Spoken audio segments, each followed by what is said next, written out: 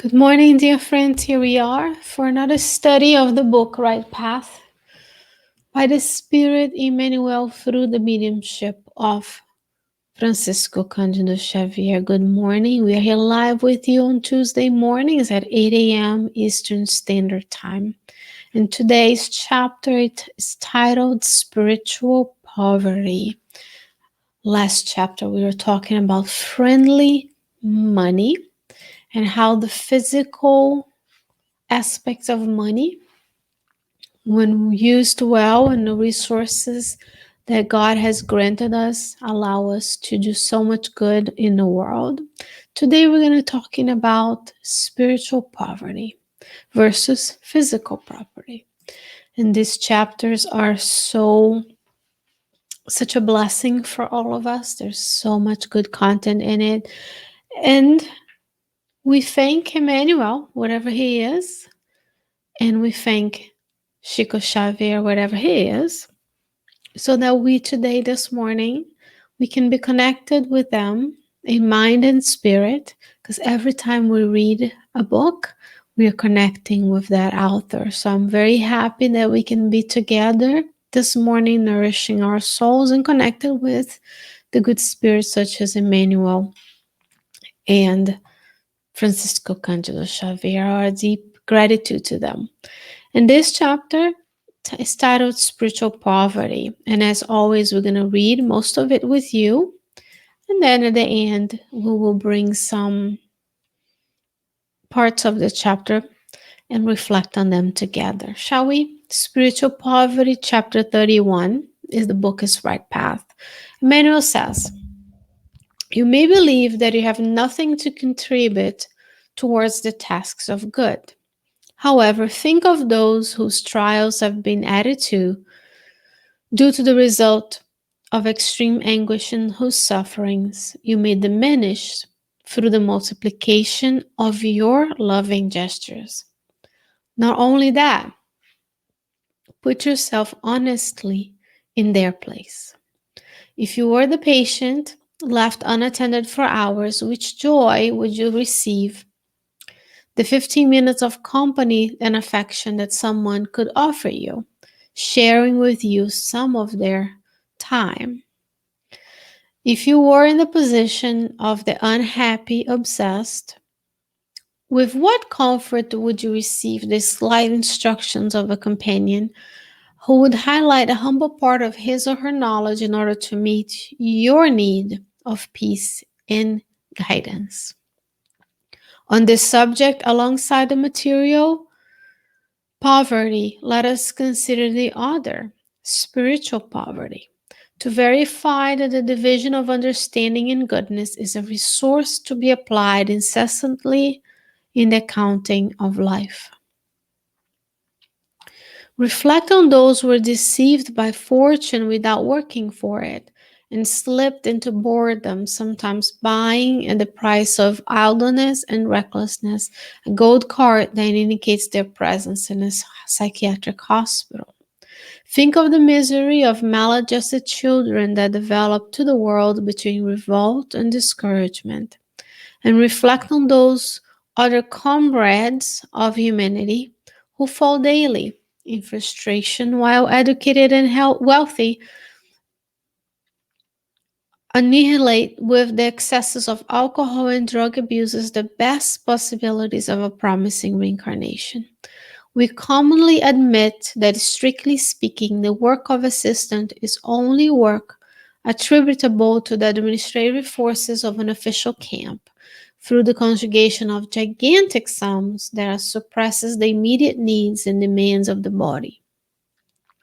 Yet for the present, the demands of the soul are in great numbers.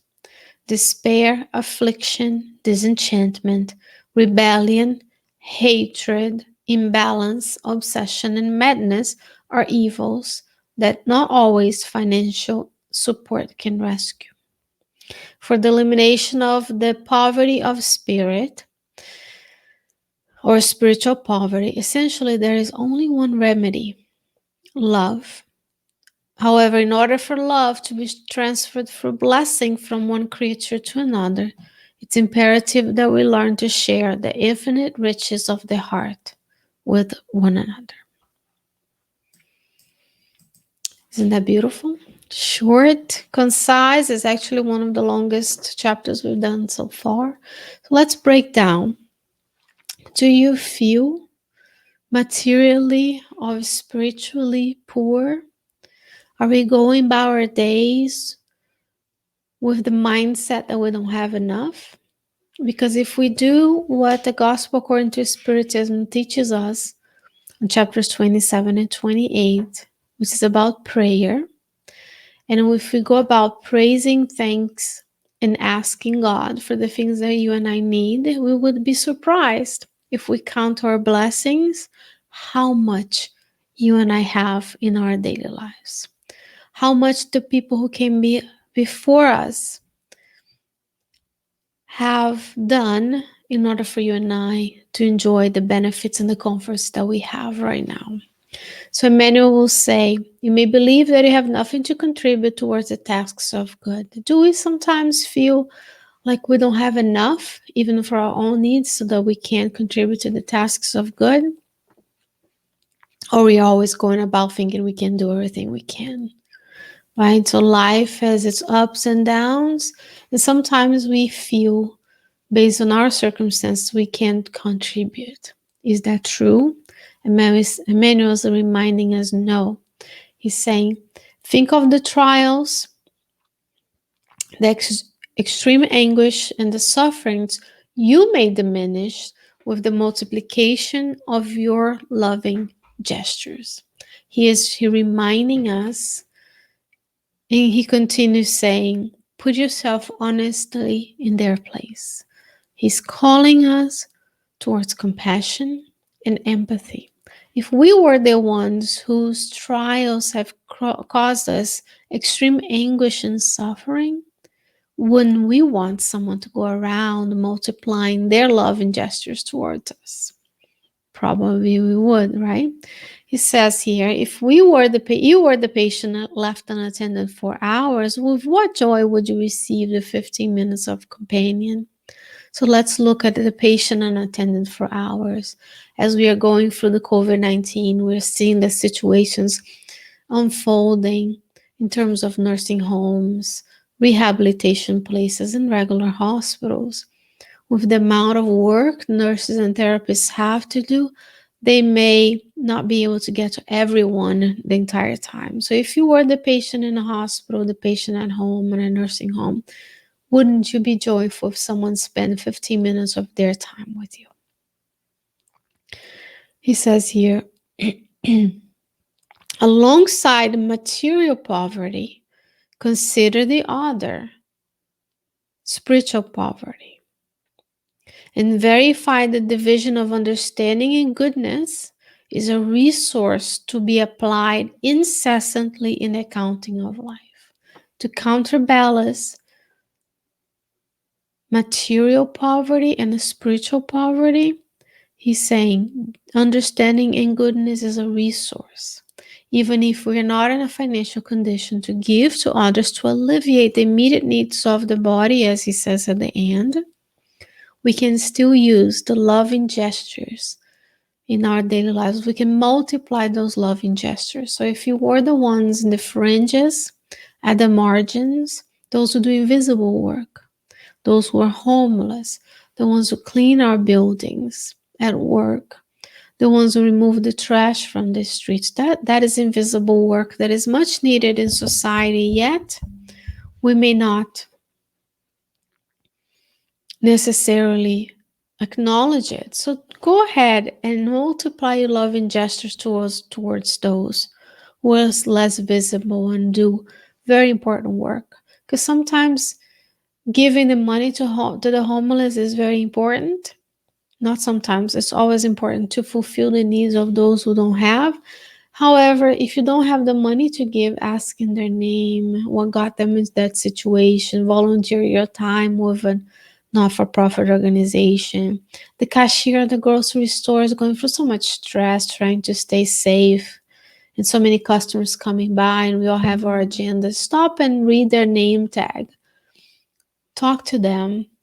ask how they're doing. Sometimes that's all they need, to be seen, to be acknowledged. And have you considered that we are both on the earth, materially and spiritually in need? We have material wealth that can do so much good. Go back chapter 30, friendly money. But we also have spiritual wealth when we're able to use empathy, kindness, patience, indulgence, to have the vision that Emmanuel brings on the book For in Life of always seeking the good, visualizing the good in others. But there are instances where alongside material need, there is spiritual need as well. There's people out there who don't know they're more than this physical life. They're not seen or heard. And that's when you and I can multiply the loving gestures by seeing them, talking to them, realizing that they are important. And then he gives us examples of things on the earth. He says, those who are deceived by fortune, who can sleep and fall into boredom because it didn't work for their wealth, sometimes will buy their tickets to the psychiatric hospitals. Others, he gives another example here of those who are deceive themselves by the facilities of intelligence. Those are us, intellectuals, people who collect knowledge, however, despise the service to the fellow man. So when we are given the gifts of material wealth, intelligence, the gifts of the intellect. And then later, he's talking about maladjusted children that grow up to waste their time in excesses of alcohol and drug abuses, destroying their possibilities of the possibilities of a promising reincarnation. So when we are in this world as incarnate beings, God will grant us the resources that we need to undergo the trials that you and I have on our reincarnatory plan. And we are invited on this chapter to go through empathy and compassion towards others, seeing ourselves in their place when they are in need. If we were in need, when we want someone to reach out to us, right? And then what else? Let's look at the resources that we have. Do we have money? Do we have a home to sleep in? Do we have family members and friends? Do we have facilities and faculties of intellectual abilities? Are we able to learn things and give back to the community by service to the fellow man? Or are we wasting those resources on our own fulfillment of our desires and forgetting that we are here together to fulfill the law of society, the law of progress, the law of work, the law of love, justice, and charity? He will say, we admit that strictly speaking, the work of assistance is only attributable to the administrative forces of the official camp, meaning the governments, the institutions, through the conjugation of gigantic sums that will relieve the demands of the body. Yes, organizations are important. Governance is important. We need to take care of those most vulnerable in our societies. Yet, he's saying the demands of the soul are in great numbers. The demands of our souls to be nourished, such as we're doing now at Cardiac Radio, are in great numbers. There's a lot of despair, affliction, disenchantment, rebellion, hatred, imbalance, obsession, and madness in this world. And he's saying these are evils that not always financial support can rescue. So having material wealth not necessarily can fix all of these. Yet material wealth that we hoard and we don't do anything with it, it becomes stale and unable to do the good as good stewards of the resources that we receive from divine providence. And he says, for the elimination of spiritual poverty, essentially there is one remedy, only one remedy: love. Go to the book After Death by Leon Denis. Actually, I did program in January about this chapter. I believe it's chapter 49 of the book After Death by Leon Denis. There he's going to say that love is the glue that unites everything in the universe. At the center of love is God. And through divine providence, which is God's divine care for all creatures, Leon Denis will tell us that we are all created ultimately to love one another, to love our family members and friends in both realms, to love our communities, and ultimately want to become a superior spirit. And one day, as a Christ spirit, we will love everyone in the earth. Imagine the love that a Christ spirit like Jesus has for you and I. All the 7 billion plus incarnate beings on the world, plus the many, many more billions that live off of the earth that are not in the physical realm, but in the spiritual realm. So when we get to that level, love will be second nature. But today we start where we are in our circle of influence, and more will be given to us.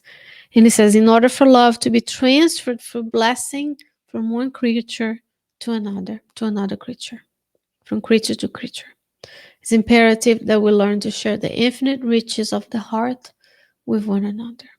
So here's the call for today, dear friends. Go ahead, multiply the loving gestures that you have within your heart to all of those in your life, starting with those who live in your own home.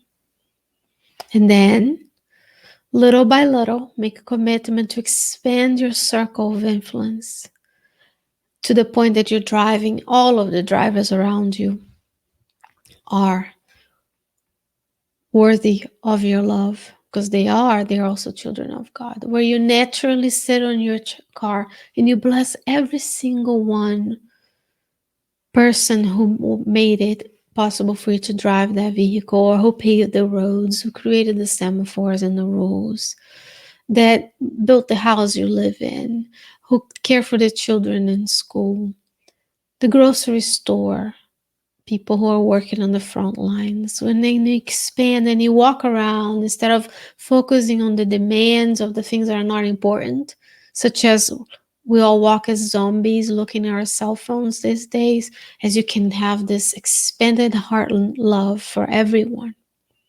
When you drive to the grocery store, you're loving and sending prayers to all of those around you. And then you parking lot, you pray for all of the customers and the workers. And you walk in, you bless every single piece of nourishment and food that is in that location.